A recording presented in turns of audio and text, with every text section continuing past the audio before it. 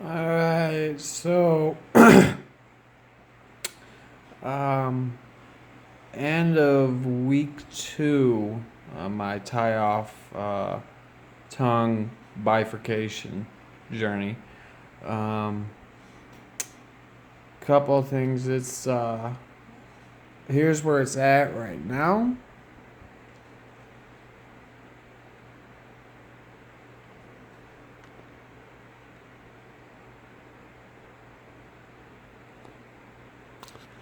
Um that's with two bindings in currently, one yesterday and the other I just put in.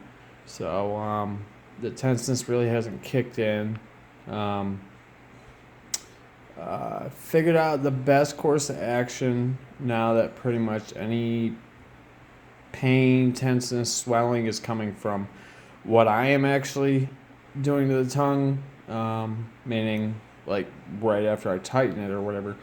Um, I kind of pushed myself to the limits of the pain, and yesterday figured out that um, instead of just tying it tight around the end of it to cut into the end of my tongue, which it's about, I want to say, a third of an inch away from the tip.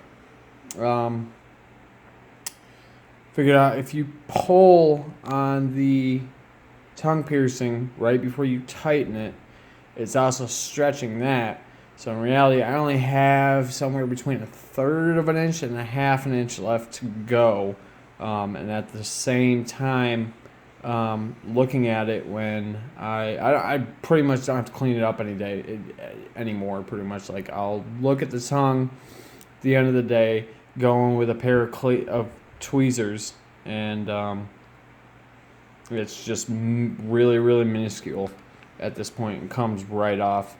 So my tongue is healing as it's going along, which is good. I don't think I'm going to have any problem with it sealing back up, which is why I actually opted for this method as opposed to sutures and everything, because seems like there's a lot more aftercare doing it that method, but you don't have to deal with the pain,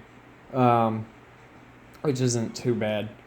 Um, I only have maybe like a quarter of an inch of actual thickness of the tongue left, um, that it's going through. So it's flattening it slowly while cutting into it, and I think it's only a matter of single digit days before it finally goes through.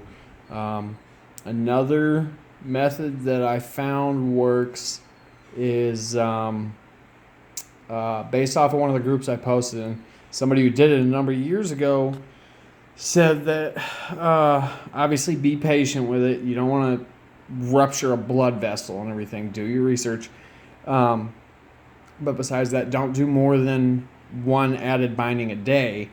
And what I started doing at the beginning of this week was, I think, the first 4 days I just kept adding a binding on, trying to tighten it.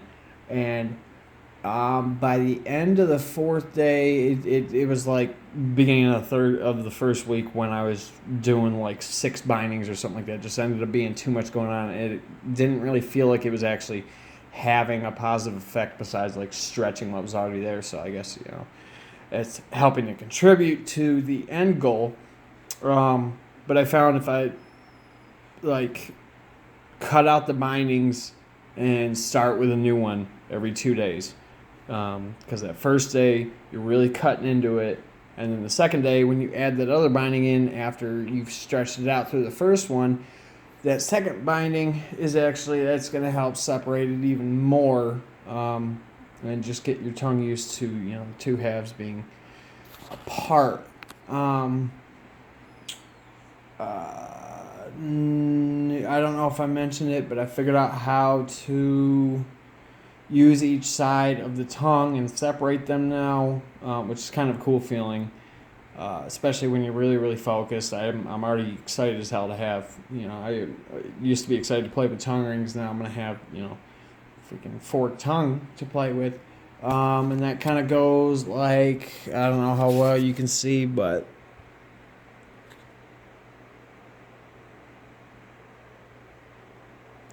It's kind of hard to tell right now because my tongue's all bunched up since I just retightened it.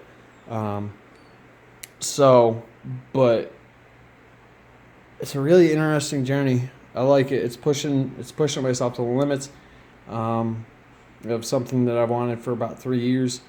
And, who knows, down the line, I may end up getting, under the underside of my tongue clipped and then it cut a little bit further up, which if I do that, I'll probably end up going and getting that done professionally. But that's down the line. But everything's going good.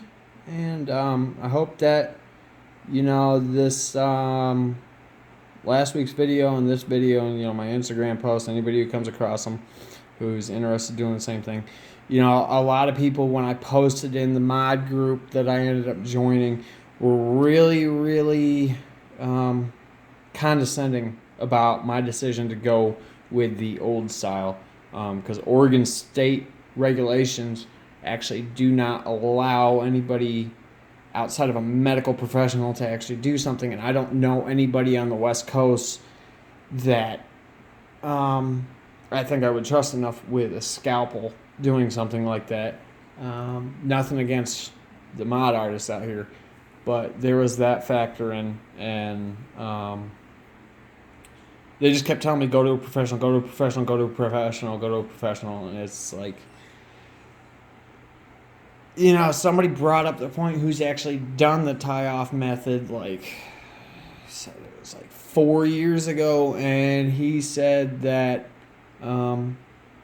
instead of being condescending, this whole modification movement back in, I guess, the late 80s and throughout the 90s and everything, when it really started getting momentum, it was founded on do-it-yourself stuff and everything like that. So it's, for those that are questioning it and everything like that, there is a lot of discipline in terms of transcending the pain, your own personal pain threshold, which is kind of like that's half of my goal with doing this, on top of just the cool ass what you end up with. So don't listen to naysayers if you're going to do it. If you're looking for the quick and easy to get it done with, save up that money, go get it done by a professional and everything like that. But that's where I'm at, and I will post a video at the end of this week. I'm on day 15 right now.